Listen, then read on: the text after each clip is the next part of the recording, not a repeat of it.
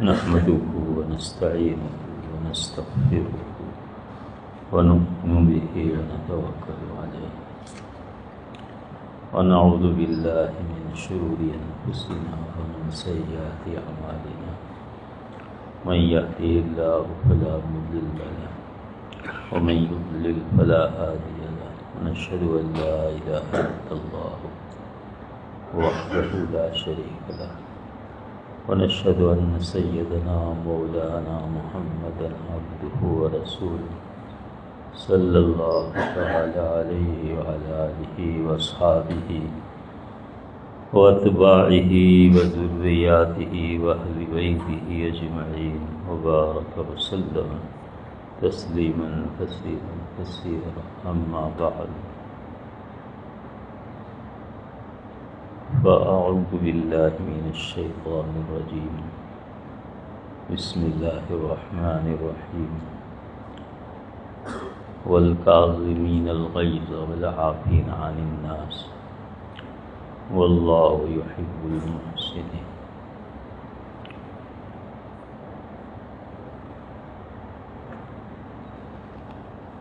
وقال النبي صلى الله عليه وسلم لعبد الله بن عمر رضي الله عنهما لا تغضب ولعبد الله بن عمرو بن العاص لا تغضب.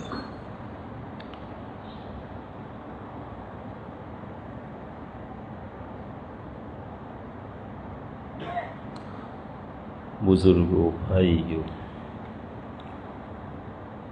عزیز دوستوں،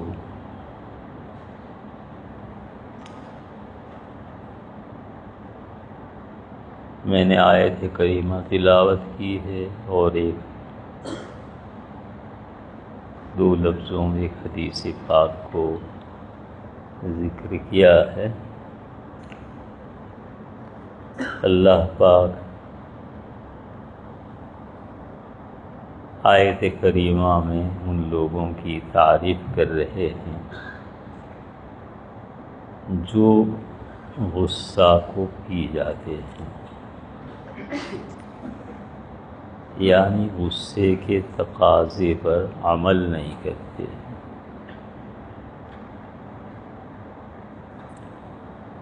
یہاں علماء کرام لکھتے ہیں کہ غصہ جو ہے وہ انسانی فطرت میں داخل ہے، اور جہاں غصہ آنا چاہیے وہاں آنا چاہیے. رسول اکرم صلی اللہ تعالی علیہ وسلم کو بھی جب امور دینیہ کی مخالفت دیکھتے تھے تو آپ بہت ہی زیادہ غضبناک ہو جاتے تھے. معلوم ہوا غصہ طبیعت میں رکھا ہے،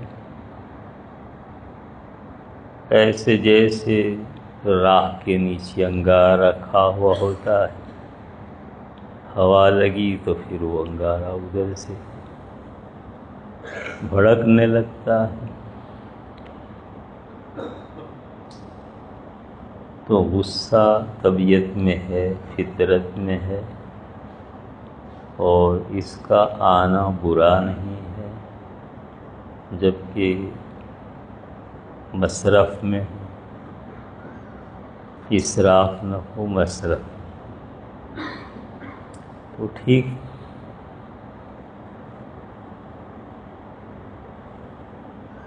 اگر آدمی کو ایسی چیزوں پر جس پر غصہ آنا چاہیے غصہ ہی نہیں آئے گا تو پھر برائیاں رواج پا جائیں گی.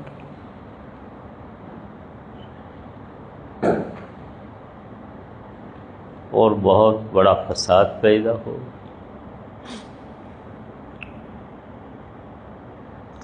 اس لیے بس یہ ہے کہ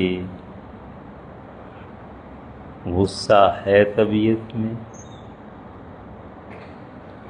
اور جب فطری چیز ہے تو اس کا ازالہ بھی نہیں ہو سکتا. کوئی چاہے کہ غصہ بالکل ایک دم جڑ سے نکال دے طبیعت میں سے موقع پر غصہ نہ ہو تو بے غیرت ہے. موقع ہے غصے کا اور غصے ہی نہیں آ رہا ہے، اس کو ٹھنڈا بیٹھا ہوا ہے، وہ تو بے غیرت آدمی کہلاتا ہے. لیکن بس یہی ہے کہ کہاں آنا چاہیے اور کہاں نہیں آنا چاہیے، کہاں غصہ کرنا چاہیے کہاں نہیں کرنا چاہیے، یہ اصل بات ہے. غصہ اصل میں جیسے حضرات محققین لکھتے ہیں کہ یہ ناشی ہے کبر سے. کبر طبیعت میں رکھا ہوا ہے، بڑائی اپنی دوسروں کے مقابلے میں اور دوسروں کو حقیر سمجھنا، یہ کبر ہے جو ایک رذیلہ ہے، اور اس کا اظہار کرنا تکبر ہے. بتکلف اپنے کو بڑا ظاہر کرنا، تو کبر کا اثر ہے تکبر، اور تکبر سے پیدا ہوتا ہے حسد، بغض، عداوت، کینہ، یہ سب تکبر سے پیدا ہوتا ہے. اور اس عالم میں سب سے پہلا گناہ جو ہوا ہے وہ تکبر ہے یا حسد ہے؟ بلکہ پہلے تکبر ہے اور پھر اس کی وجہ سے حسد پیدا ہو گیا. سب سے پہلے شیطان سے اللہ پاک نے حکم دیا تھا اسجدوا لآدم فسجدوا الا ابلیس ابا واستکبر وکان من الکافرین. آدم علیہ السلام کے سامنے اس کو سجدہ کرنے کا تمام فرشتوں کو حکم دیا تھا، تو سب نے تو حکم خداوندی کو سر آنکھوں پر چڑھایا، سر بسجود ہو گئے، لیکن یہ کھڑا رہ گیا اور دلیل بازی کرنے لگا. اللہ نے پوچھا کہ کیوں بھائی؟ میں نے حکم دیا اس شخصیت کو سجدہ کرنے کا، لما خلقت بیدی، میں نے اس کو پیدا کیا، اپنے ہاتھ سے پیدا کیا. اتنا بھی تو تجھ کو لحاظ ہونا چاہیے تھا کہ باری تعالیٰ کی اپنی پیدا کی ہوئی مخلوق ہے اور وہ مجھ کو سجدے کا حکم دے رہے ہیں تو مجھے سجدہ کرنا چاہیے. لیکن تو اکڑ گیا اور کہنے لگا کہ خلقتنی من نار انا خیر منہ، کیوں سجدہ نہیں کرتا؟ کہ میں اس سے زیادہ اچھا ہوں. کیا دلیل ہے زیادہ اچھا ہے؟ خلقتنی من نار وخلقتہ من طین، اس لیے کہ تو نے آدم کو مٹی سے پیدا کیا ہے اور مجھ کو آگ سے پیدا کیا ہے، اور آگ کا مقام بڑا ہے خاک سے، تو میں کیسے اس کے سامنے سجدہ کر سکتا ہوں؟ میں افضل ہوں، یہ مفضول ہے. افضل مفضول کے سامنے سجدہ نہیں کرتا ہے.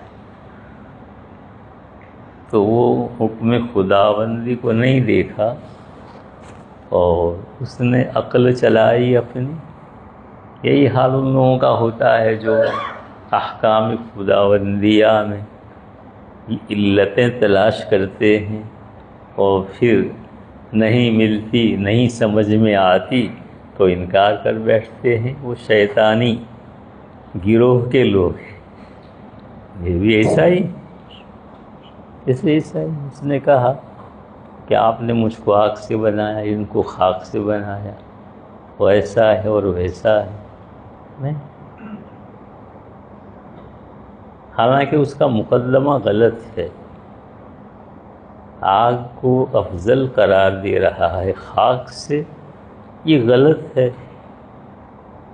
بس وہ غیظ و غضب میں اس کو کچھ سمجھ ہی میں نہیں آیا اور اس نے غلط اپنی عقل لڑائی۔ عقل لڑانے پر ایسے الٹا سیدھا مسئلہ ہو جاتا ہے، اس لیے کہ آگ جو ہے یہ تو خیانت کرتی ہے، جو اس کو دو کھا جاتی ہے، جلا کے راکھ کر دیتی ہے۔ اور مٹی میں جس چیز کو دفن کرو 1000 سال کے بعد بھی نکالو تو وہی درہم دینار نکلیں گے اندر سے۔ اور جسم چونکہ مٹی سے بنا ہے تو مٹی اپنے میں اس کو جذب کر لیتی ہے، لیکن جب اللہ کا حکم ہوگا تو وہیں قبر سے وہ انسان بن کے کھڑا ہو جائے گا۔ تو اس میں خیانت ہے اور اس میں امانت ہے۔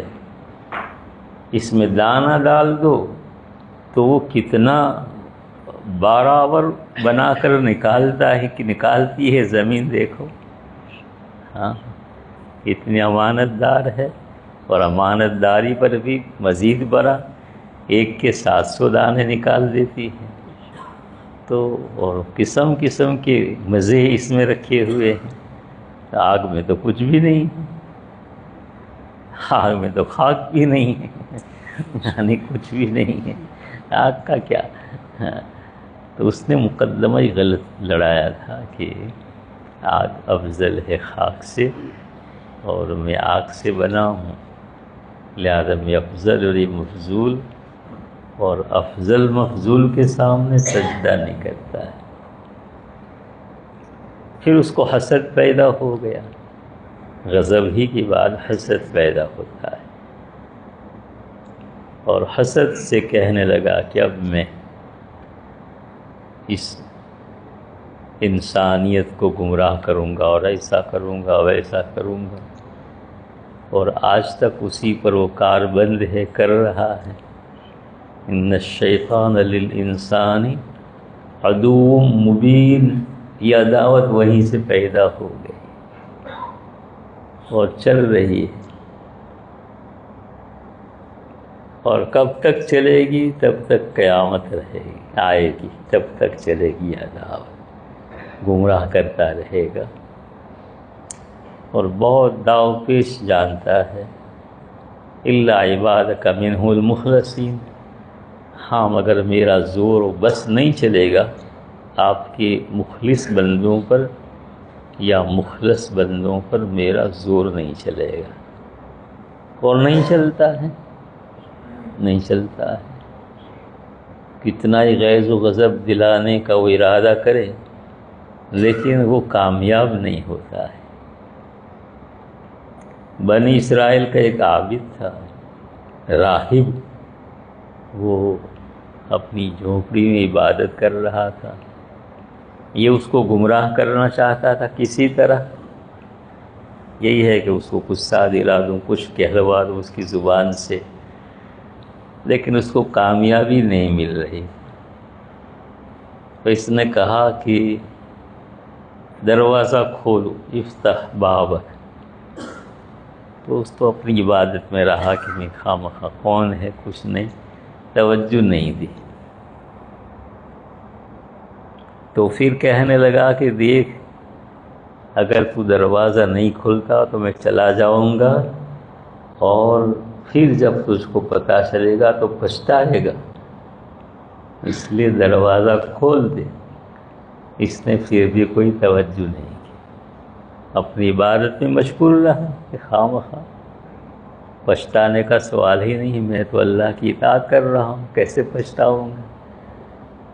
نہیں کھولا دروازہ۔ تو پھر کہنے لگا کہ میں عیسیٰ ہوں، تیری ملاقات کے لیے آیا ہوں۔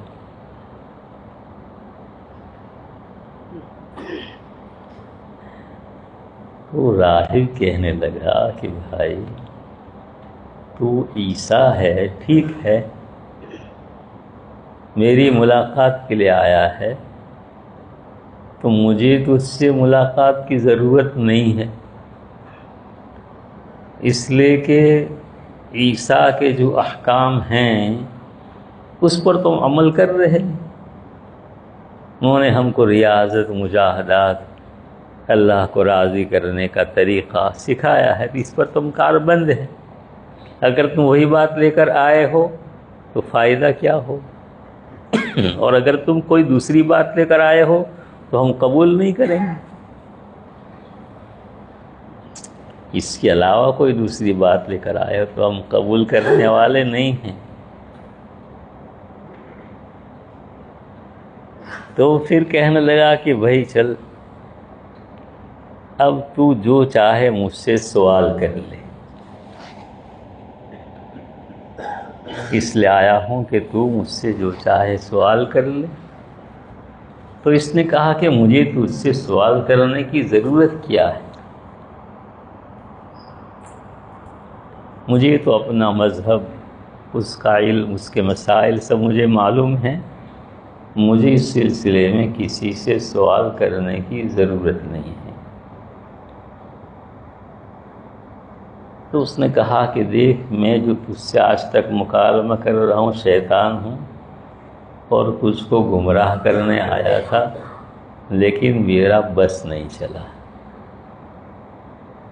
والسلام کر کے جانے لگا۔ تو راہب نے کہا کہ ارے ٹھہر، ایک بات تجھ سے پوچھنا ہے ضرور۔ کہا چلو، یہ تو میں کہہ رہا تھا کہ مجھ سے پوچھو، سوال کرو، تم نہ کہہ رہے تھے، اب سوال سمجھ میں آیا۔ کہاں ایک سوال کرنا ہے۔ کہا بھائی کیا سوال کرے گا؟ اس راہب نے پوچھا کہ تو انسانوں پر کس راستے سے غالب آتا ہے، وہ ذرا مجھ کو بتا۔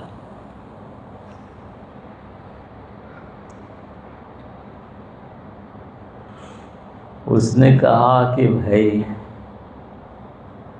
جس میں حدت اور غضب یعنی تیزی طبیعت میں، اور غصہ جس میں ہوتا ہے، بس ایسے کو مغلوب کرنا ہمارے لیے آسان ہو جاتا ہے۔ اس کو ایسا ہمارے ہاتھ میں ایسے ہو جاتا ہے جیسے بچے کے ہاتھ میں گیند کھلونا ہوتا ہے، ایسے ہم اس کو کھلونا سمجھ کے ادھر سے ادھر کرتے رہتے ہیں۔ میرے بھائی، یہ غصہ جو ہے بہت ہی خطرناک چیز ہے، اور سب کے کرائے پر پانی پھیر دیتا ہے۔ غصہ نیکیوں کو ایسے کھا جاتا ہے جیسے آگ سوکھی لکڑی کو کھا جاتی ہے، یعنی نیکیاں برباد ہو جاتی ہیں، راکھ ہو جاتی ہے۔ واللہ عالم۔ آپ کہیں کہ غصے سے ایسا کیوں ہو جاتا ہے؟ یہ کون سی بلا ہے جو اتنا زبردست نقصان کر دیتی ہے؟ ایسی سمجھ میں آ رہی بات کہ غصہ اصل میں ناشی کبر سے ہے، اور کبر کے باب میں اللہ پاک فرماتے ہیں کہ کبر میری چادر ہے، عظمت میری ازار ہے، جو اس میں مجھ سے منازعت کرے گا اس کو میں برباد کر دوں گا، اس کے ٹکڑے ٹکڑے کر دوں گا۔ تو ظاہر بات ہے، جب غضب کی بنیاد کبر ہے، اور کبر اللہ کو اتنا مبغوض ہے کہ اس صفت والے کی اللہ کے یہاں کوئی حیثیت نہیں رہ جاتی، تو اب غضب والے کی بھی کوئی حیثیت نہیں رہ جائے گی، اور اس کے اعمال ایسے جل کے راکھ ہو جائیں گے، ایسا اس نے عمل جیسے کیا ہی نہیں ہے۔ یہ ایک حکمت مسلات ہو سکتی ہے کہ غصہ نیکیوں کو ایسے کھا جاتا ہے جیسے آگ سوکھی لکڑی کو کھا جاتی ہے۔ اسی لیے عبداللہ بن عمر رضی اللہ عنہما نے بھی سوال کیا ہے اور عبداللہ بن عمر نے بھی سوال کیا ہے، دونوں کا سوال احیاء میں مذکور ہے کہ حضرت دعا نصیحت فرمائیے مختصر، جس کو میں سمجھ لوں، سمجھ کے اس پر عمل کر سکوں۔ ان سے بھی کہا لا تغضب، ان سے فرمایا لا تغضب، غصہ نہ کرو،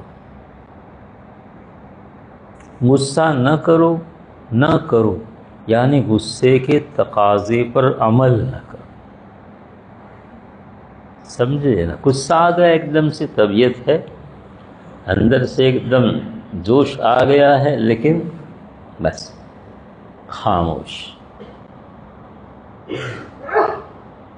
ایسے روایتی میں ہے کہ جب غصہ آ جائے تو اعوذ باللہ من الشیطان الرجیم پڑھ لیا کرو، اس لیے کہ وہ شیطان کی طرف سے ہے، وہی تو انسان کو غصہ دلاتا ہے۔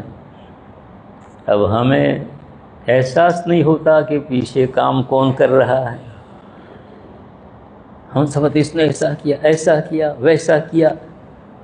بھائی کیا ٹھیک ہے، تو ذرا دیکھ تو صحیح کیوں کیا، اور اس کا کوئی علاج بھی ہو سکتا ہے یا نہیں، ٹھنڈے دل سے تھوڑا سوچو کیوں کیا، کیا کیا، تو بھی تو کچھ کرتا ہوگا۔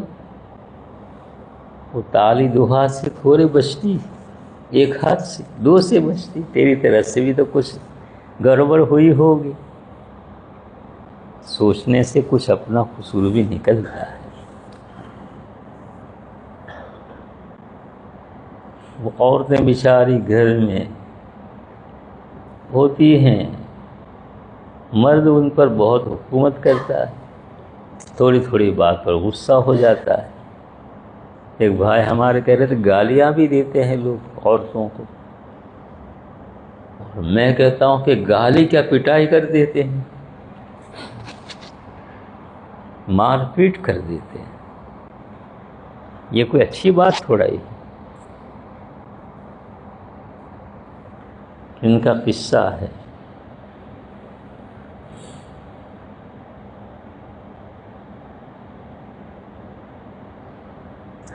حضرت تھانوی رحمۃ اللہ علیہ کے اجل خلفاء سے ہیں، پڑوسی ملک کے۔ انہوں نے حضرت کو خط لکھا تھا کہ میں آپ سے بیعت ہونا چاہتا ہوں۔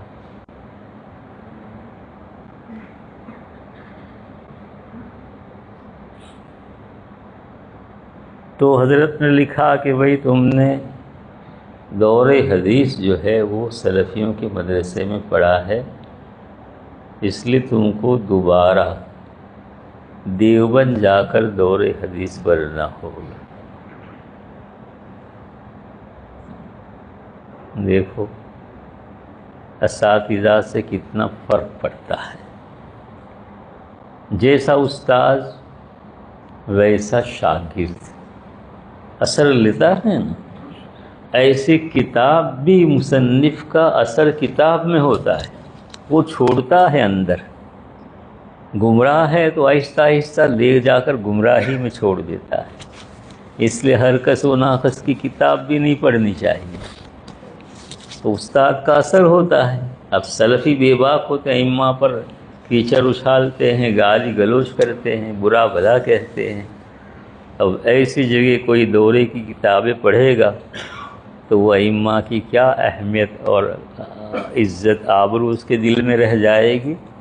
حضرت کس پر نظر تھی؟ کہا کہ تم بیعت ہونا چاہتے ہو، دیکھو بیعت والا مسئلہ پھر آ گیا کہ جاؤ دور حدیث پڑھو، دارالعلوم دیوبند میں جا کر دور حدیث پڑھو۔ ایک شرط تو یہ ہے، دوسری شرط یہ ہے کہ تمہارا قرآن صحیح نہیں ہوگا، رواج نہیں ہوگا ادھر۔ تو کہا تم قرآن صحیح کرو، اور جس سے صحیح کرو اس کی دستخط لاؤ، اس کے پاس سے لکھوا کر سند لاؤ کہ ہاں انہوں نے مجھ سے قرآن صحیح کیا ہے۔ اور تیسرا، اپنی بیوی سے سرٹیفکیٹ لاؤ کہ میرے شوہر کا معاملہ میرے ساتھ اچھا ہے، عمدہ ہے۔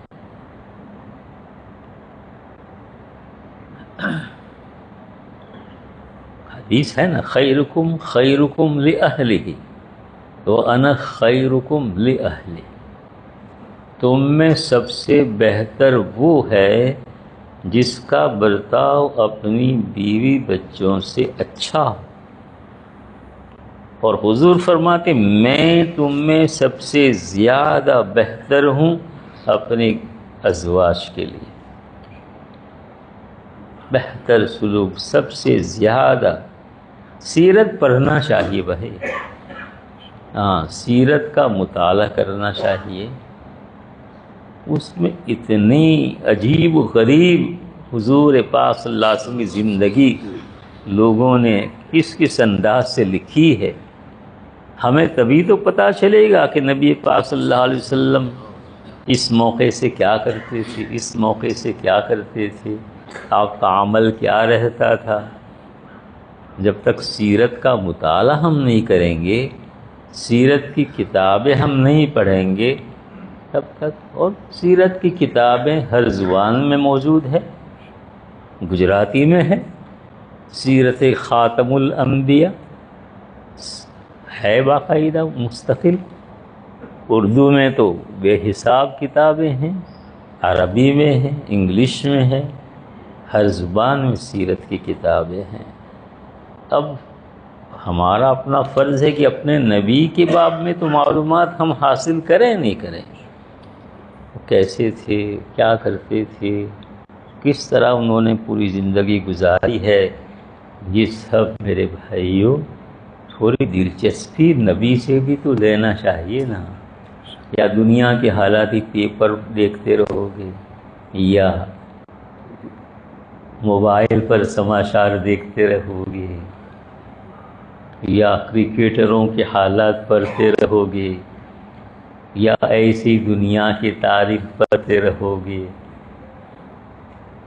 ٹھیک ہے، کوئی تھوڑا حصہ کوئی دلچسپی کی چیز ہے پڑھے، لیکن سب سے بڑھیا سیرت اگر کائنات میں ہے، سب سے اچھی سیرت، سب سے اچھے عمدہ حالات تو نبی پاک صلی اللہ علیہ وسلم ہے، اس کا مطالعہ کرنا چاہیے۔ میں عرض کر رہا تھا کہ دیکھو رسول اکرم صلی اللہ علیہ وسلم سے ابن عمر نے سوال کیا تو کہا لا تغضب، ابن عمر نے سوال کیا تو کہا لا تغضب، اور کئی صحابہ کرام سے آپ نے جواباً لا تغضب فرمایا ہے۔ یہ غضب جو ہے وہ عجیب و غریب چیز ہے، غضب کی چیز ہے یہ بھی، اس سے آدمی کو تھوڑا اعتراض کرنا چاہیے، بچنا چاہیے، غصے کے تقاضے پر عمل نہیں کرنا چاہیے، آئے تو تھوڑا سوچ سمجھ کر پھر آگے قدم اٹھانا چاہیے۔ حدیث پاک میں ہے کہ جب غصہ آئے تو اعوذ باللہ من الشیطان الرجیم پڑھے، کھڑا ہو تو بیٹھ جائے، بیٹھا ہو تو لیٹ جائے، اور اپنے رخسار کو زمین سے لگا دے، اس لیے کہ یہ بھی خاک ہے اور تو بھی خاکی ہے، تو اپنے خاکی ہونے کا تھوڑا تصور پیدا ہوگا۔ بھئی خاک تو سراپا کیا ہے، عاجز و تواضع کا نام ہے، دنیا اس پر چلتی ہے اور دوڑتی ہے، روڈ بناتی ہے اور اس میں کنویں کھودتی ہے، اور پتہ نہیں اس کا کس طرح استعمال کرتے ہیں لوگ، لیکن کچھ کہتے ہیں نہیں، اتنی عاجزی۔ تو خاک کا بنا ہوا انسان ہے، اس کو خاکی بن کے رہنا چاہیے، طبیعت میں عاجزی اور تواضع رہنی چاہیے، نہ کہ کبر و غرور، اور یہ غضب جو ہے کبر سے ناشی ہے، جیسا میں نے عرض کیا۔ میں نے بار بار یہ مسئلہ ذکر کیا ہے کہ حضرت مسئول امت رحمۃ اللہ علیہ کی بارگاہ عالی میں حاضر ہوتے تھے تو سب سے پہلا سوال غصے کا کیا حال ہے یہ پوچھتے تھے۔ ان کے یہاں مرکزی نقطۂ غضب، ساری اصلاح کا محور جو تھا غضب تھا، اس لیے اس پر اتنا توجہ دیتے تھے اور ہر ایک کو ٹھنڈا کرنے کی کوشش کرتے تھے۔ کہا غصہ، غضب، غصے کا کیا حال ہے یہ پوچھتے، اور کبھی تو بہت ایسے جیسے کوئی افسوس و صدمہ کر رہا ہو کہ بھائی یہ غصہ کہیں مل جائے نا تو میرے پاس لے آنا، میں اس کو ذبح کر دوں تاکہ دنیا آرام کی نیند سو جائے، اسی نے سب کا کام خراب کر رکھا ہے۔ یہ فرماتے تھے، پورے الفاظ انہی کے نقل کر رہا ہوں، اسی نے سب کا کام جو ہے خراب کر رکھا ہے، تو کہیں مل جائے تو لاؤ میں اس کو ذبح کر دوں۔ وہ خانقاہ میں رہ کر غصے کو ذبح کر ہی رہے تھے، غضب پر بہت نظر تھی۔ جیسے رسول سے سنت ہی سے ان حضرات کا تصوف ادھر ادھر کا نہیں ہے بھائی، ان کا تصوف طریق سنت کے مطابق ہی ہوتا ہے، جیسے آپ نے فرمایا، جیسے میں نے بھی کہا، ابن عمر سے بھی، ابن عمر سے بھی آپ نے فرمایا لا تغضب، کا غصہ نہ کرو، بس اتنی بات اگر ہو گئی تو بہت مسائل آدمی کے حل ہو جائیں گے۔ اس لیے شیطان تو ہر وقت کوشش میں رہتا ہے کہ غصہ دلائے، غصہ دلائے، غصہ دلائے۔ اب لوگ ہیں کہ بس جہاں بس چلتا ہے وہاں تو بس پھر بادشاہی بن جاتے ہیں، خاص طور سے گھر والوں کے ساتھ کا معاملہ عام پبلک کا بہت برا ہوتا ہے، اور حضور پاک صلی اللہ علیہ وسلم فرماتے ہیں کہ تم میں سب سے بہتر وہ ہے جو اپنے گھر والوں کے لیے بہتر ہو۔ کیوں؟ اس لیے کہ دنیا میں تو باہر نکلے گا تو اچھے اخلاق دکھانے پڑیں گے، نہیں پڑیں گے، جبرن دکھانے پڑیں گے، ورنہ کھائے گا، الٹی مار کھائے گا۔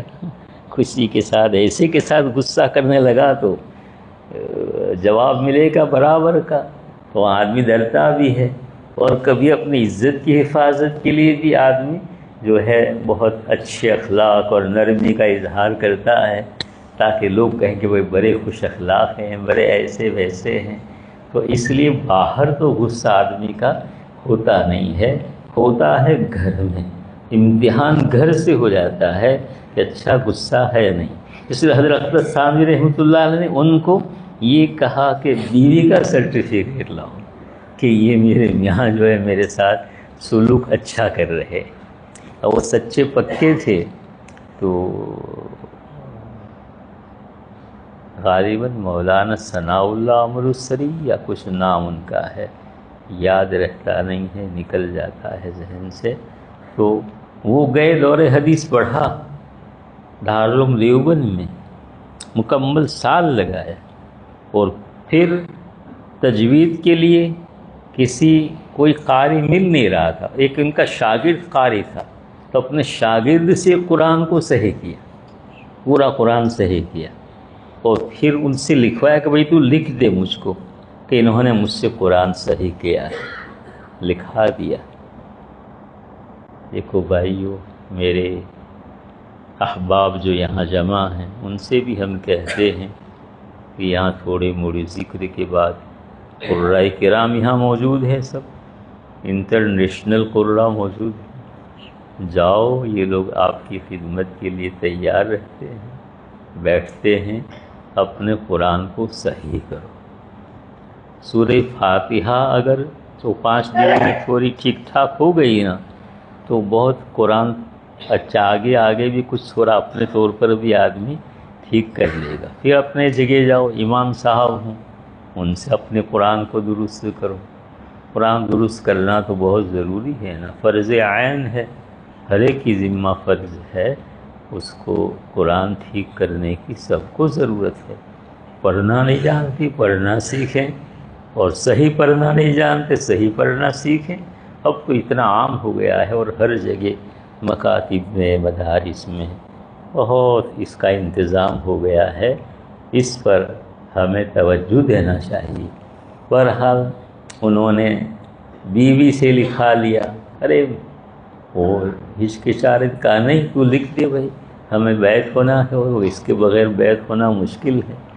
تب بیوی نے لکھ دیا کہ میرے شوہر کا تعلق ہم سے بہت اچھا ہے، اب تینوں لے کر حضرت کی خدمت میں پیش، تب جا کے بیعت کیا ہے۔ ایسے ویسے بیعت نہیں کر لیتے تھے۔ ہاں، وہ موروثی زمین والا مسئلہ دیکھا نہیں، ایسے اس کے بغیر فائدہ ہی نہیں ہوگا نا۔ اگر بیوی کے ساتھ اچھا سلوک نہیں ہے، اس سے غصہ کرتا ہے، گالی دیتا ہے، مار پیٹ کرتا ہے، تو اس کا کل عمل برباد ہو گیا، اس کے پاس کچھ ہی نہیں رہ گیا۔ اب وہ بیوی بیچاری عاجز، اس کا کوئی پرسان حال نہیں، دوسرے کسی سے کچھ کہو گے تو 4 آدمی نکل آئیں گے کہ کس نے اس کو ایسا کیا، کس نے کیا، اور یہاں تو کوئی کچھ پوچھنے والا ہی نہیں ہے۔ اس کے میکے والے دبے دبے رہتے ہیں کہ بھئی چلو کوئی بات نہیں، ایسے تو ہوتا ہے، چلنے دو، ہے نا۔ جہاں وہاں بس چلتا ہے بہت، اور وہاں آدمی جو ہے گڑبڑ زیادہ کر لیتا ہے۔ اس لیے خیرکم خیرکم لأہلہ، تم سے سب سے بڑھیا آدمی وہ ہے، بہتر آدمی، سب سے اچھا آدمی، سب سے اچھا آدمی جو گھر والوں سے اچھا سلوک کرتا ہے، غصہ نہیں کرتا ہے، غصے کے تقاضے پر عمل نہیں کرتا ہے۔ غالباً عمر بن عبدالعزیز کا قصہ لکھا ہے کہ وہ ان کی باندی تھی، وہ لوٹا لے کر وضو کرانے گئی، تو پتہ نہیں ہیبت کی وجہ سے، کسی وجہ سے لوٹا الٹ گیا عمر بن عبدالعزیز پر۔ تو بادشاہ تھے، اب کیا کرتے؟ ان کو غصہ آ گیا، ایسی ترچھی نگاہ سے دیکھا اس کو، تو باندھی بھی بڑی عالمہ فاضلہ تھی، اس نے فوراً آیت پڑھ دی، والکاظمین الغیظ۔ اللہ پاک جو ہیں پسند کرتے ہیں، غصہ پینے کا حکم دیتے ہیں، غصے کو پینے والے۔ اور ان کے یہاں جب قرآن آتا تھا بھائی، ہماری طرح تھوڑے ہی تھے، ارے وہ تو بالکل وقافاً عند کتاب اللہ تعالی۔ جب بانی والکاظمین الغیظ پر فوراً غصہ چلا گیا، ایسے نیچے دیکھ لیا۔ بادی نے اس پر اکتفا نہیں کیا، کہا والعافین عن الناس، کہا میں نے تکلیف پہنچائی ہے آپ کو، آپ معاف کر دیجیے۔ لوگوں کو معاف کرنے والے کا جات اس کو معاف کر دیا۔ اسی پر بس نہیں کیا، بلکہ آیت کا تیسرا ٹکڑا بھی پڑھ دیا، واللہ یحب المحسنین، جات اس کو آزاد کر دیا۔ اتنی بڑی گستاخی ہو گئی تھی، اور وہی گستاخی اس کی آزادی کا سبب بن گئی۔ کتاب اللہ ایسی کتاب ہے میرے بھائی، اور وہ لوگ کتاب اللہ پر اتنا عمل کرتے تھے، اور اتنا ان کے رگ و پے میں کتاب و سنت سرایت کیے ہوئے تھے کہ اس کے آگے وہ بڑھ ہی نہیں سکتے تھے۔ جبھی تو تھے ان کا اکرام اور ان کا جو دبدبہ دنیا میں تھا میرے بھائی، اسی وجہ سے تھا۔ ہم لوگوں نے کتاب اللہ کو وراء ظہورہم ڈال دیا ہے، اس سے پس پشت ڈال دیا ہے، ہم کچھ لحاظ ہی نہیں کرتے۔ چوری کر کے پیسہ کما لو، پیسہ آنا چاہیے، سٹہ جوا، پیسہ آنا چاہیے، بس۔ حلال حرام، اللہ کا حکم، کوئی پرواہ نہیں، کتاب اللہ کا حکم کوئی پرواہ نہیں۔ شراب، ہاں۔ اور صبح ایک شخص کو دیکھ کر اتنا افسوس ہوا میرے بھائی، اتنا افسوس ہوا، وہ مدرسے میں شراب پی کر آ گیا، اچھا خاصا نوجوان بالکل۔ تو اب اندر اندر کیا حالات چل رہے ہوں گے؟ ارے سمجھ رہے ہو نا، کوئی پرواہ ہی نہیں بھائی، تجھ کو شراب پینا ہے تو گھر میں بیٹھ کے سو جا پی کر، یہ کیا بات ہے؟ تو ادھر ادھر نکل کے بھٹک رہا ہے اور تجھ کو شرم تک نہیں آتی، تجھ کو تھوڑا احساس تک نہیں ہوتا کہ میں کیا کر رہا ہوں اور کہاں جا رہا ہوں۔ اتنا حال بالکل نیچے چلا گیا ہے، بالکل تحت الثری ہم پہنچ گئے ہیں، تحت الثری، ثریا سے ثری پر آ گئے۔ کیا بلندی تھی اور کیا اکرام تھا اور کیا اعزاز تھا، غیر آنکھ سے آنکھ ملا کر بات نہیں کر سکتے تھے، وہ اب ہم کو کھلونے کی طرح سمجھ رہے ہیں اور جیسا چاہتے ہیں استعمال کرتے ہیں۔ میرے بھائیو، عزیز دوستو، کتاب و سنت کو مضبوطی سے پکڑ لو، اسی پر عمل کرو، اس میں ہماری دین کی خیر تو ہے ہی ہے، لیکن دنیا کی 100% خیر ہماری کتاب و سنت کی پیروی میں۔ کچھ تو سوچنا چاہیے بھائی، کب تک اپنی خواہشات کے پیچھے بھاگتے رہو گے؟ کسی کو عہدے کی خواہش ہے، حلال حرام کی کوئی تمیز نہیں، مندروں میں جا کے سجدے تک کر لیتے ہیں۔ کسی کو پیسے کا حرص و لالچ ہے تو حرام حلال کی کوئی تمیز نہیں، لوٹ مار کر کے، دھوکہ فریب سے اور سود سے اور جو ہے بینک کی لونیں لے لے کر کاروبار کرنے سے دریغ نہیں کرتے بھائی، جس میں تمہارا سراسر نقصان ہے۔ کہنے والا جو وہ کہہ رہا ہے جس نے تم کو پیدا کیا ہے، تو تمہاری پوری باڈی سے واقف ہے، یہ کیسے گاڑی چلے گی وہ جانتا ہے، جو گاڑی بنانے والا ہے نا، تو اس کی بک تو تمہارے پاس ہے۔ انسان کی گاڑی کیسے چلے گی؟ کتاب ہے، سنت ہے، کتاب کو سمجھانے اپنا پیارا نبی، لادلہ نبی بھیج دیا تمہارے واسطے، اتنی بڑی دولت تم کو عطا کر دی بھائی، اتنے اچھے نبی تم کو دے دیے، رؤوف الرحیم، لقد جاءکم رسول من انفسکم عزیز علیہ ما عنتم حریص علیکم بالمؤمنین رؤوف الرحیم۔ کیسے اوصاف ہیں بھائی، اب ہم ناقدروں کو دے دیا، اب کیا کریں گے ہم؟ ارے تھوڑا راستہ بدلنا چاہیے بھائی، کچھ تو ارادہ کرنا چاہیے، کچھ عزم و ارادہ کرو میرے بھائیوں، کتاب و سنت پر آنے کی کوشش کرو۔ اس میں جو ہے وہ اللہ کہتے ہیں نا، تو اللہ سے زیادہ عقل مند تو کوئی تو نہیں ہے بھائی، اللہ سے زیادہ عقل مند تو تو نہیں ہے، اس نے تو عقلوں کو پیدا کیا ہے۔ اللہ کے نبی سے بڑھ کر عقل مند تو کوئی نہیں ہے، وہ نبی کہہ رہے ہیں، وہ اللہ کہہ رہے ہیں ایسا کرو، ایسا کرو، ایسا کرو، ایسا کرو، وہ تمہارا بگاڑیں گے، ان کو تمہارا بگاڑنے کی ضرورت کیا ہے؟ وہ تمہارا ہے کیا؟ تم خود اپنے نہیں ہو تو پھر تمہارا رہ ہی کیا جاتا ہے؟ اللہ کا سب کچھ ہے بھائی، تو وہ جو کہیں وہ کرنا نہ چاہیے، اور جس طرح کہیں ایسے کرو میرے بھائی، تھوڑا مضبوط ہو جاؤ۔ حالات تو تم دیکھو، یہ حالات کیوں پیدا ہو رہے ہیں؟ حالات اسی وجہ سے پیدا ہو رہے ہیں، ہماری بے دینی کی وجہ سے پیدا ہو رہے ہیں، اور جو دیندار ہیں، ایمان والے ہیں، مٹھی بھر ہیں، لیکن بڑی بڑی حکومتوں کو للکار رہے ہیں۔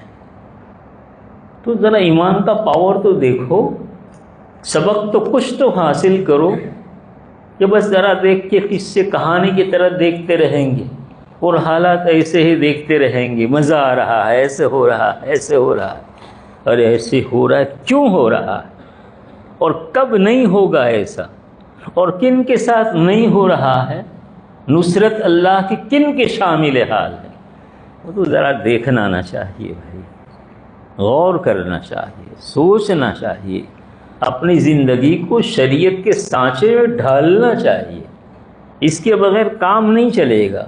پھر چاہو تو رہو جنگلی جانوروں کی طرح رہو، شتر بے مہار کی طرح رہو، پھر جو بھی آیا پٹائی کر دے گا، جو بھی آیا کاٹ کھائے گا، جو بھی آیا پکڑ لے گا، ایسے ہی تو ہوگا نا، ایسے ہی ہوگا۔ اس لیے میرے بھائیو تھوڑا فکر مند ہونے کی ضرورت ہے، فکر مند ہونے کی ضرورت ہے۔ یہ سب قرآن حدیث، یہ اخلاق، ایسا ہو ایسا ہو ایسا نہ ہو، یہ سب کیوں ہے بھائی؟ یہ سب بیان کیوں ہوتے ہیں اور ہم یہاں جمع کیوں ہوتے ہیں؟ تھوڑا سننے کی صرف نیت نہ رکھو، بلکہ اس کو سمجھ کر اس پر عمل کی نیت کرو کہ بھئی واقعی یہ اچھی چیز ہے، اس پر عمل کریں گی ہماری زندگی سکھ چین والی ہو جائے گی، روزی روزگار میں برکت والی زندگی ہو جائے گی، گھر میں تسلی اور سکون والی زندگی ہو جائے گی، آئے دن کے جھگڑے و طلاقیں جو ہو رہی وہ ختم ہو جائے گی، معاشرے میں تمہارا وزن ہو جائے گا، معاشرہ تمہارا ٹھیک ہو جائے گا، ہے نا؟ تو جب تھوڑا کچھ ہم کریں گے، فکر سے کام لیں گے، سوچ سمجھ کے کام لیں گے، اپنے غیروں کا خیال رکھیں گے، گھر والوں کا خیال رکھیں گے، نرمی برتیں گے، غضب بغض عداوت سے پرہیز کریں گے، تبھی تو کچھ ہوگا، نہیں ہوگا۔ اللہ توفیق دے، وآخر دعوانا الحمدللہ رب العالمین، وصلی اللہ علی النبی الامی الکریم وعلی آلہ وصحبہ وبارک وسلم تسلیما کثیرا کثیرا۔ سبحان ربک رب العزت عما یصفون، السلام الحمد للہ۔